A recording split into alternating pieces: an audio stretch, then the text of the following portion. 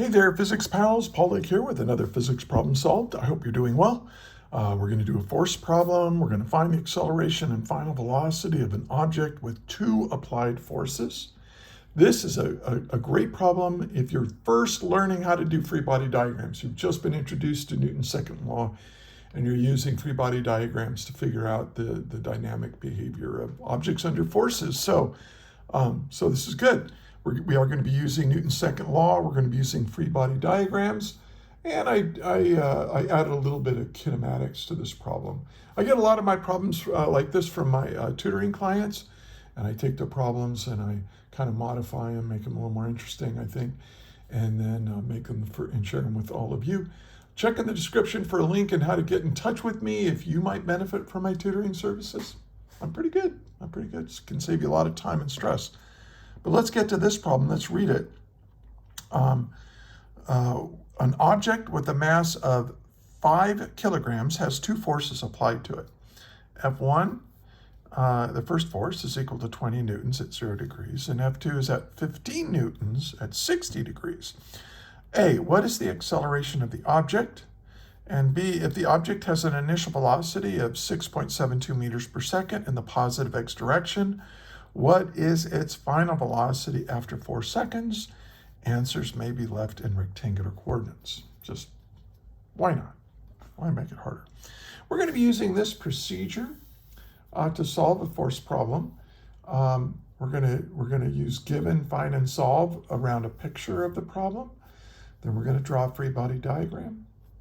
Then I'm going to identify an x and y axis system with components, x and y components. Then we're going to use Newton's second law in the x and in the y direction. And these are going to give me force equations that will allow me to solve for what we're trying to find. So use this procedure as you solve this problem.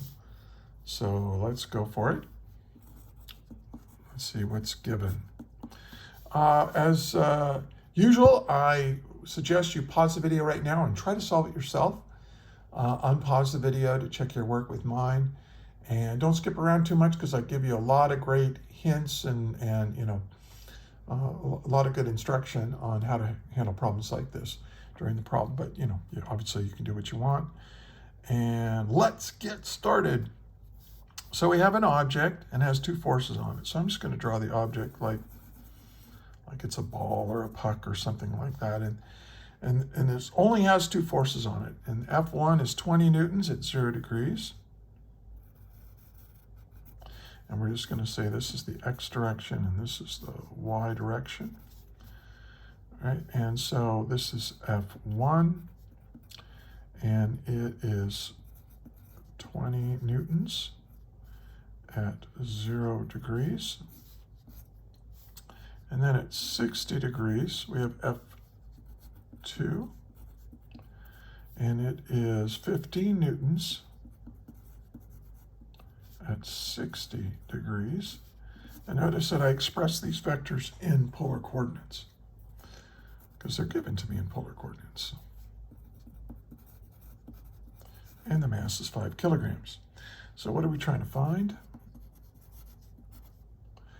I always do that. Sometimes I put accidentally. I'm so used to putting a vector head on top of the capital F. What are we trying to find? We're trying to find the acceleration of the object. Let's call that part A. Yeah, part A, we're trying to find the acceleration. And in part B, we want the final velocity. I got to put this in what's given, right? The initial velocity is 6.72 meters per second. And if it's all in the positive x direction, that's 0 degrees in polar coordinates. So I like to express my given vectors in polar coordinates usually, and especially if they're given, if that's what's given. So yeah, all right, so let's solve.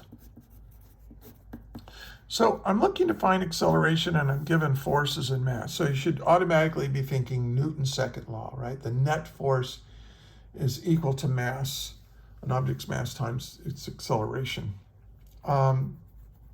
But now we have to apply it in 2 dimensions. So here's what I'm going to do.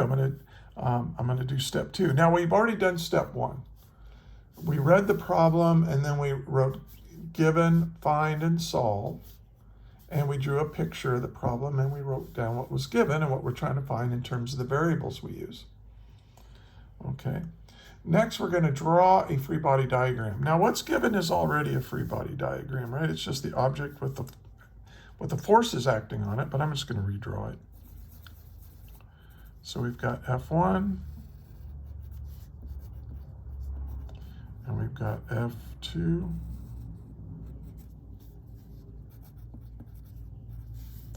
and we've got, now, there's no weight in this. Maybe this might be an object floating around in space, or it might be like an air hockey puck on a cushion of air, and there's no friction or gravity and stuff. So we're not going to worry about it. We're just going to pretend in our imagination that these are the only 2 forces acting on this massive object. Maybe it's like a little spacecraft or something. And these are little tiny thrusters. You just go with what the problem gives you. Now I've got the X and Y direction. I'll redraw that. I'm now doing step 3 of my procedure.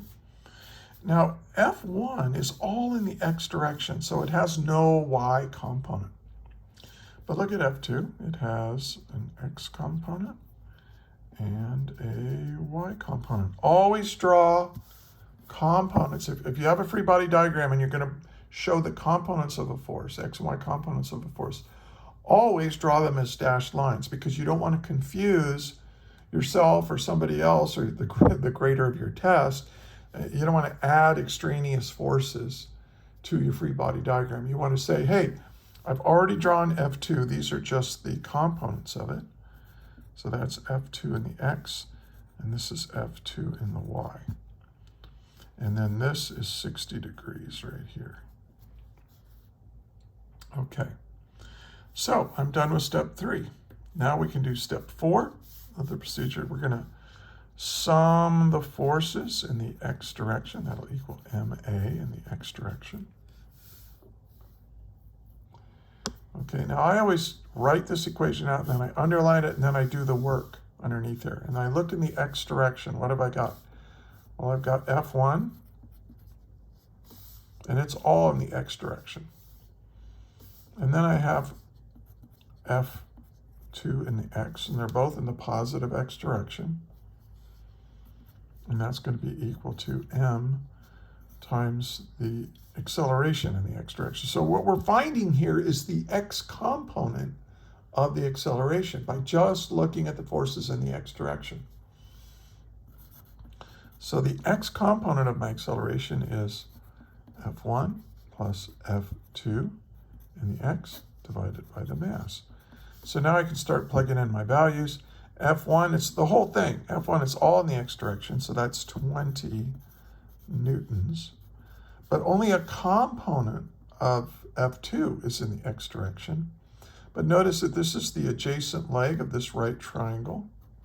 When you have the X and Y components of any vector, it automatically makes a right triangle. And the X component in this case is the adjacent leg. So this is going to be the hypotenuse, which is 15 newtons, times the cosine of 60 degrees.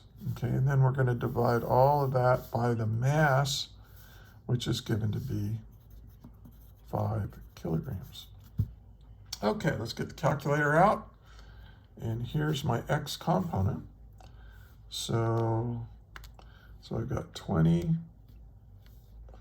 plus, and I use a lot of parentheses because I don't want to accidentally make an order of operations mistake. 15 times the cosine of 60 equals, okay, so that's the total force in the X direction. Now I'm going to divide it by the mass, 5 kilograms, and there's my acceleration in the X direction, 5.50 meters per second squared. Okay, now to find the Y component, you just do the same thing. Let's sum the forces in the y direction equals ma in the y direction. And I look in the y direction. Oh, there's only one force in the y direction. Look, this component. See, F1 is all in the x. It has no y component. But F2 has an x component and a y component. So this is just F2 in the y. And that's it. It's only one force in the y direction in this problem. So now I can solve for a in the y is equal to F2 in the y divided by the mass. Now this is going to be 15 newtons times the sine of that 60-degree angle, right? Sine because it's the opposite leg, right? Sine, remember, sine theta is defined to be the opposite leg divided by the hypotenuse of a right triangle. So when I solve for the opposite leg, I get the hypotenuse times the sine of the angle. And we're going to divide that by the mass. And now I've got the y component of my acceleration. So 15 times the sine of 60, okay, equals, and then divide by 5 kilograms. And we get 2.598. Let's round that off to 2.60.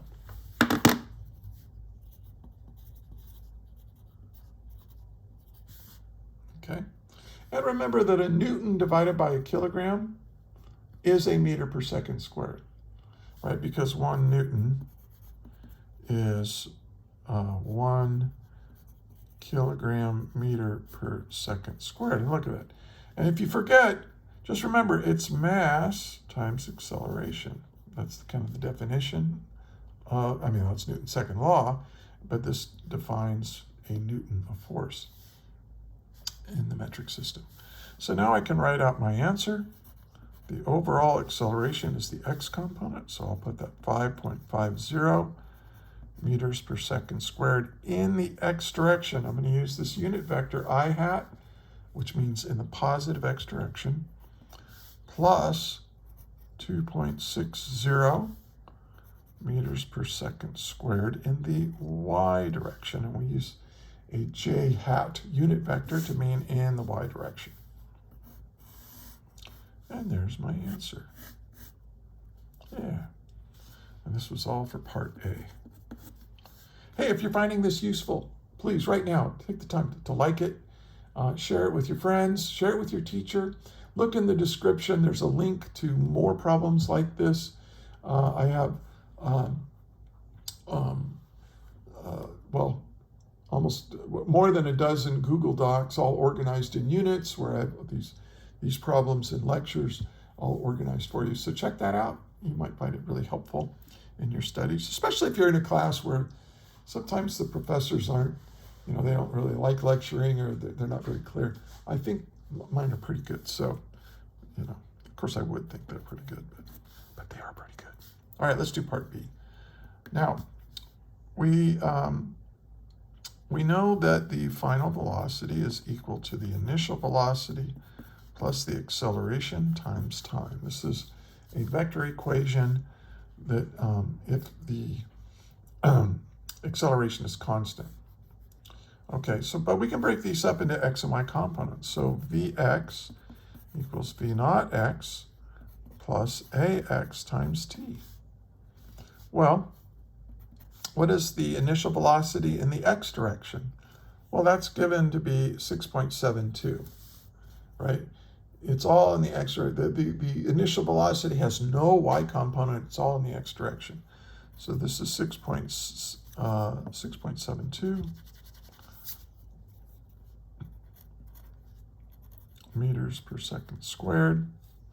Oh, not meters per second squared. I'm sorry, meters per second. It's just velocity. Plus the acceleration in the x. Now, you got to be careful here. You're not going to use this one. You're going to use this one. This is the acceleration in the x direction. It's 5.50 meters per second squared. And then we're going to multiply that times time. and it said the time was 4 seconds. So we'll multiply this by 4 seconds, and notice that the seconds cancels, leaving meters per second, which is what we want. And so the velocity in the x direction, 6.72 plus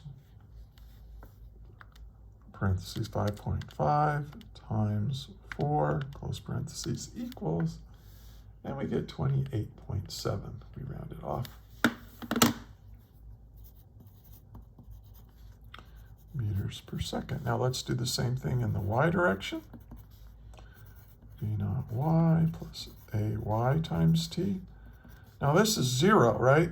Because look, the initial velocity was all in the x direction. The object had 0 velocity in the y direction. And you do that, we did that a lot in kinematics. We're still doing it with force. Well, this is actually just the kinematics part of the problem now. So this is 0 plus the acceleration in the y, which is 2.60 meters per second squared times 4 seconds. And this 2.6 times 4 equals, and it's 10.4 meters per second. And so now we can write out my final velocity in rectangular coordinates. It's 28.7 meters per second in the x direction plus 10.4 meters per second in the y direction. That's all those unit vectors mean. This I hat means in the x direction, j hat means in the y direction. And that's how I say it, 28.7 meters per second in the x direction, 10.4 meters per second in the y direction. And there's our answer. And there it is. Another physics problem solved all the way through with lots of explanations. I hope you found this helpful. Hey, if you have a question, put it in the comments, but I'll put a timestamp. You know, if I said something at 10 minutes and 30 seconds you didn't understand, say, hey, at 10 minutes and 30 seconds you said blah, blah, blah, blah, and I don't really understand that, or I think it's wrong, or, you know, put those in the comments, and I have a small channel, as you can see, and I answer every comment. But only if you put a timestamp, because if you have a question. But if you just want to say hi or say thank you or tell me where you're from, I love hearing from you guys. Especially, well, I had a student from Cameroon say hello once. I've had another from South Africa and the Philippines. I get a lot of viewers in the Philippines. I just think that's just crazy, amazing. Here I am in Fresno, California, and I'm reaching out to people from all over the world. I mean, what a wonderful world we are living in right now in so many ways. And it's really because of you. So I do want to thank you for watching, but I also want to thank you, sincerely thank you for being a physics student. Because let me tell you something, without hardworking, smart people like you, taking the time and effort to learn how the universe works, our technological-based civilization will crumble. Because all this technology that we love and enjoy and makes our lives longer and life better, it's all based on a foundation of physics. So without people like you, it's all going to go away. It would all crumble. So thank you. Thank you for studying what you're studying. Thank you for listening to me drone on and on. And yeah, so until the next video, may the net force be with you always. That is all.